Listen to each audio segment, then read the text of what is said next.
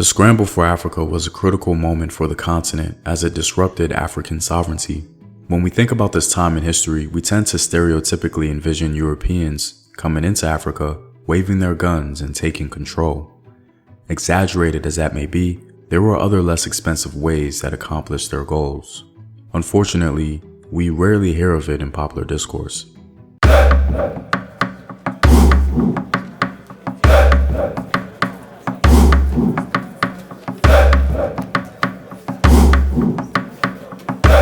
What up, African world? It's Home Team here, and welcome back to another video of African history, culture, and worldview. By supporting this channel on Patreon, you're helping in the creation of these videos and contributing to this content. The link to Patreon is in the description box below. Also, stay tuned with a word from my sponsors. Hello, my name is Howard Dorsey. I'm 54 years old. I'm here to talk about my experience with herbal results. I was getting sick, so I went to the doctor, and they told me that my blood pressure was high, my cholesterol was borderline or high, so I was very sick. You know, sometimes I thought I was dying at some point.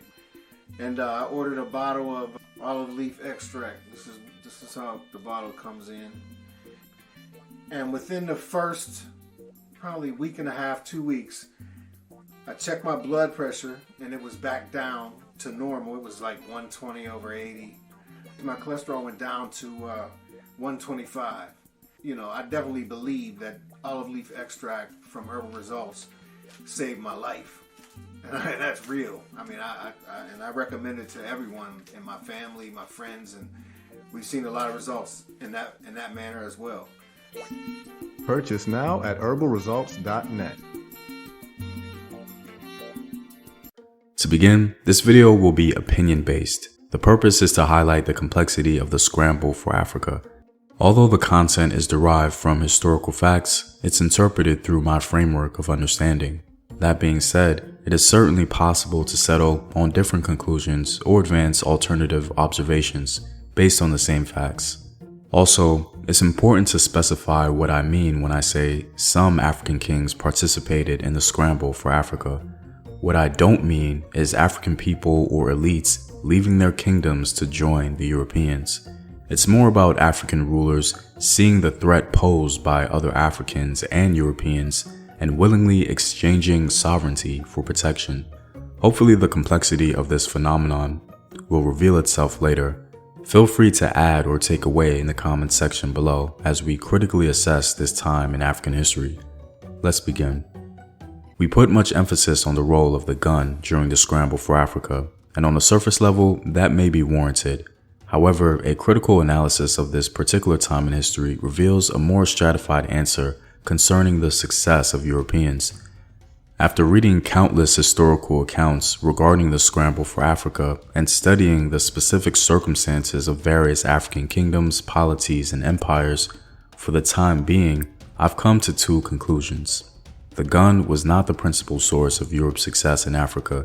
It was their organization and their ability to utilize African diversity to their advantage.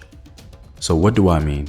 Several European nations got together to ensure that they could not be pinned against each other in pursuit of the African continent. This level of organized planning was a key recipe for their success. Also, the term divide and conquer simply did not apply to Africa. Africa was already divided due to human diversity. The diversity of language, culture, and worldview throughout the African continent gave Europeans the foundational footing it needed to establish beneficial relationships that could pose huge threats to powerful African states.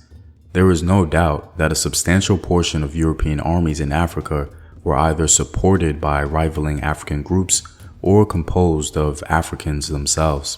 Because of these factors, especially the African diversity element, some African kings were pressured into literally signing their territory up for European protection, making it easy for European dominion, inadvertently participating in the scramble for Africa themselves. Now, via hindsight, it's easy to say that some African rulers were involved in this way. It's hard to say they were aware fully of the long-term ramifications of protectorate status. Regardless, it's an historical angle we've seldom explored. Some African rulers fought vehemently against being a European protectorate, and some thought to use it as a strategy to fend off civil duress, foreign intrusion from other Europeans, or defend against African rivals. In other words, European nations in part invented the problem and also suggested a solution. And the only reason why this historical outlook is possible is because there were numerous Africans who outright refused a European merger program, if you will, aka the Scramble.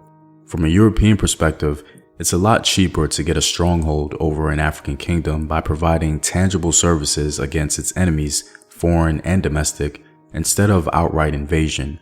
I'll use just two examples to elucidate the point. In 1868, the Boers overtook the lands of Lesotho. The ruler at the time, Mshaweshwe, did everything in his power to hold his kingdom together. He initially created the kingdom by welcoming refugees from a period known as the Zulu Crushing, a period in which the Zulu were expanding. Because of the constant warfare with the Boers, Mshaweshwe appealed to the British for protection. In order to prevent the Boers and other Europeans from settling Lesotho lands, Mshaweshwe sought British protection in 1868. The region officially became a British protectorate and was renamed Basutoland. Another instance that led to an African ruler inadvertently participating in the Scramble for Africa was the case of King Lewanika. King Lewanika was the ruler of the Lazi Kingdom from 1864 to 1876. The Kingdom of Lazi was located primarily in western Zambia. Feeling the pressure from a rivaling African ethnic group in the Ndebele, King Lewanika saw it beneficial to come under British protection. Ironically, before this transition, King Lewanika expanded Lazi territory more than it ever had been before. Because of his imperial success, once under protectorate status, the British didn't even have to work to retrieve this additional land.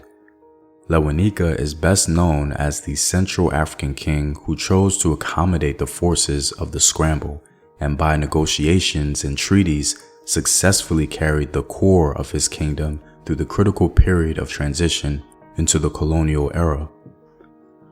Lewanika had succeeded in establishing, before the arrival of the British, a great degree of personal control within Bulozi, as well as a broad sphere of influence outside.